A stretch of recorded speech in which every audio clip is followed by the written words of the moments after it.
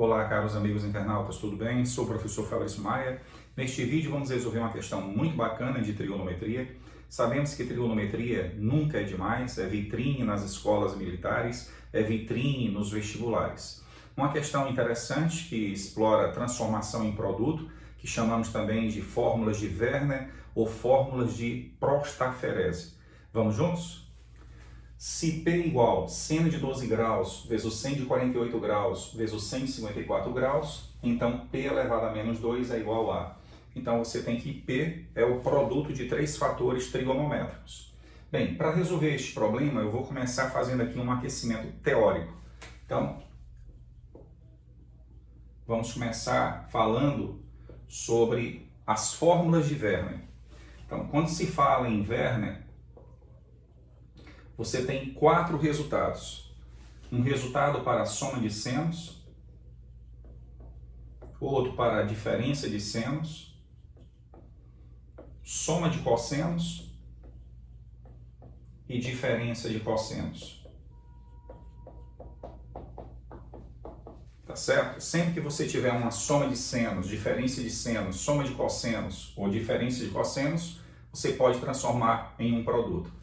Para a soma de senos, você tem 2 seno cosseno. Para a diferença de senos, você tem 2 seno cosseno. Para a soma de cossenos, você tem 2 cosseno cosseno. E para a diferença de cossenos, você tem menos 2 seno seno. Quem eu escrevo aqui? Você se orienta pelo sinal. Quando aqui for mais, primeiro você coloca a metade da soma e depois a metade da diferença. Se aqui for menos, você escreve a metade da diferença, depois a metade da soma. É importante você obedecer esta ordem. Por quê? Porque essas funções aqui são diferentes. Se você trocar esses arcos, você erra, tá ok? A sua transformação. Agora, aqui você pode ficar à vontade, né? Para a soma de senos e diferença de senos, você tem que estar muito atento a esse detalhe, se oriente pelos sinais. Mas aqui você pode ficar tranquilo. Por quê? Porque no produto eu tenho exatamente funções iguais. Então, você pode colocar metade da soma, depois metade da diferença. E aqui você pode colocar metade da diferença, depois metade da soma. Ou metade da soma, metade da diferença, tá certo? Aqui não tem prejuízo, tá ok? Então, as fórmulas de Werner servem exatamente para você fatorar, nós chamamos de forma fatorada, tá certo? Então, eu transformei uma soma, uma diferença em um produto. Isso é possível em trigonometria, tá ok? Bem, agora, importante você perceber também, não deixar para perceber na hora da prova, porque pode demorar. Se você somar esse arco com esse, quando eu somo P mais Q sobre 2 com P menos Q sobre 2, ao somar esses dois arcos, eu vou obter o P. Tá certo? E se você faz a diferença entre eles, você obtém exatamente o quê? Se você pega P mais Q sobre 2 menos P menos Q sobre 2, isso aqui vai dar o quê? Então você pode aí pausar, efetuar para conferir se dá P, tá ok? Ou então subtrair para verificar se dá Q. Então isso aí são as fórmulas de Werner. Eu vou precisar deste conhecimento para resolver este problema. É um conhecimento prévio, né? Pré-requisito. Bem, outra coisa que você tem que saber também é quando você está trabalhando com trigonometria no triângulo retângulo. O que é que você sabe a respeito de ângulos complementares, né? Trigonometria no triângulo retângulo. Você tem B, você tem C, você tem A. Aqui é alfa, aqui é teta. Então a gente enxerga facilmente que o alfa e o teta somam 90 graus. Você percebe que o seno de alfa é o cosseno de teta. Você percebe que o seno de teta é o cosseno de alfa. Se você for calcular aqui o seno de alfa, é C sobre A. Mas se você for calcular o cosseno de teta, também é C sobre A. Então, quando dois ângulos são complementares, o seno de um é o cosseno do outro. O seno de um ângulo é o cosseno do seu complemento. Aqui o seno de teta é B sobre A. mas o cosseno de alfa também é B sobre A. Então, precisamos deste resultado aí também, tá? Outro resultado necessário para resolver este problema de uma forma leve, tá? Quando você tem, por exemplo, pentágono regular, você está trabalhando lá nas aulas de geometria plana com um pentágono regular. Aqui e acolá o cara pede para você determinar a razão entre a diagonal e o lado. Quanto vale a razão entre a medida da diagonal e a medida do lado? Vale exatamente φ, conhecido como o famoso número de ouro. Só ocorre no pentágono regular? Não, ocorre também no decágono. Quando você está trabalhando com o decágono regular,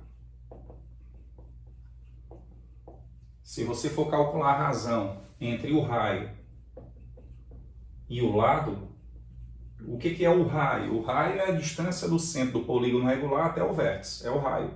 Se eu dividir pelo lado, vai dar exatamente o φ, conhecido como o famoso número de ouro.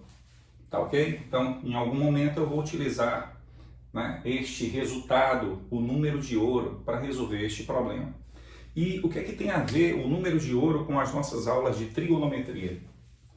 O que é que tem a ver? Agora nós vamos resolver, né? Sabemos que o seno de 54 é igual ao cosseno de 36. Só que o cosseno de 36 é um valor notável, né, para quem estuda aí para as escolas militares. Isso aqui é exatamente a metade do número de ouro. Mas se o número de ouro é 1 mais raiz quadrada de 5 sobre 2, então é 1 mais raiz quadrada de 5 sobre 4. Seno de 54 graus, 1 mais raiz de 5 sobre 4. Quando eu olho para cá, veja o que temos aqui, ó, um produto de senos. Então eu vou começar multiplicando ambos os membros por menos 2. Se eu multiplicar por menos 2, vai ficar assim, ó, menos 2p, menos 2 seno de 48, seno de 12. E aqui o seno de 54 graus, você já sabe quanto vale. 1 mais raiz quadrada de 5 sobre 4. Só que aqui, quando eu olho para cá, menos 2 seno, eu lembro de Werner. Isso aí nada mais é que a diferença entre cossenos. Então eu tenho menos 2p igual cosseno de 60 graus menos o cosseno de 36 graus. Cosseno de 60 graus por quê? Porque é a soma, 48 mais 12. E 36 por quê? É a diferença, 48 menos 12. E aqui eu vou repetir, 1 mais raiz quadrada de 5 sobre 4. Cosseno de 60 graus é notável, 1/2. Cosseno de 36 graus é notável, é a metade do número de ouro. 1 mais raiz de 5 sobre 4. E aqui eu tenho 1 mais raiz quadrada de 5 sobre 4. Somando isso daqui, né, reduzindo a uma só fração, como é que fica isso daí? Fica assim, menos 2p igual a... O MMC vai ser 4. Aí fica 4 por 2 dá 2. Aí 2 vezes 1 dá 2. Menos 4 por 4 dá 1. 1 vezes 1 mais raiz de 5 dá 1 mais raiz de 5. Mas tem esse menos, ele muda o sinal. Fica menos 1 menos raiz de 5. E aqui você tem 1 mais raiz de 5 sobre 4. Tá ok? Então agora é só fazer, ó, 2 menos 1 dá 1. E aí você já deve estar enxergando um produto notável, que é o produto da diferença pela soma. Então vai ficar assim, ó, menos 2p igual a 1 menos raiz de 5 sobre 4 vezes 1 mais raiz de 5 sobre 4.